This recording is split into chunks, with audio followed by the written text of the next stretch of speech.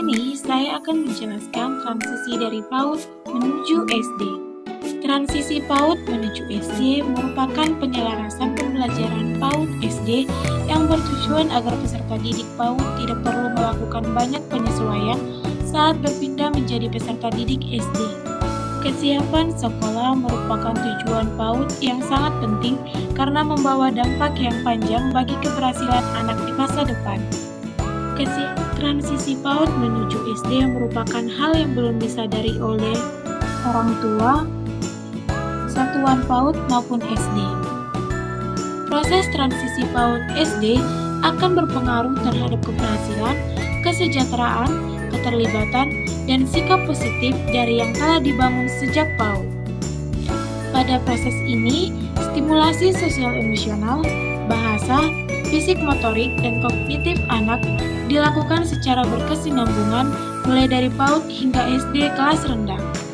Lingkungan belajar yang mendukung kesiapan bersekolah sangat berperan dalam menyiapkan transisi anak dari PAUD ke SD. Kesiapan bersekolah dimaknai sebagai hasil interaksi dari 3 dimensi, yaitu anak yang siap, sekolah yang siap, dan keluarga yang siap. Anak yang siap berarti anak yang bertumbuh kembang dengan baik sesuai dengan tahapan perkembangannya. Proses kesiapan bersekolah perlu mendengarkan apa yang anak butuhkan terlebih dahulu. Sekolah yang siap merujuk pada proses pembelajaran yang terjadi di lingkungan PAUD dan SD tingkat rendah yang dapat mengampu dan mendukung hadirnya transisi yang baik dari PAUD ke SD serta mengoptimalkan laju perkembangan anak. Keluarga yang siap merujuk pada pola pengasuhan yang baik serta keterlibatan orang tua dalam memastikan terjadinya proses transisi yang baik dari PAUD ke jenjang SD tingkat rendah.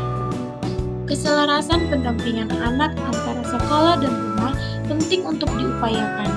Orang tua bisa mendampingi dalam belajar literasi dan numerasi menggunakan sumber belajar yang ada di rumah. Pastikan anak merasa nyaman dan tanpa adanya tuntutan harus bisa baca, tulis, dan hitung sebelum memasuki SD. Dengan demikian, anak akan merasa dimengerti dan lebih siap untuk memasuki jenjang SD.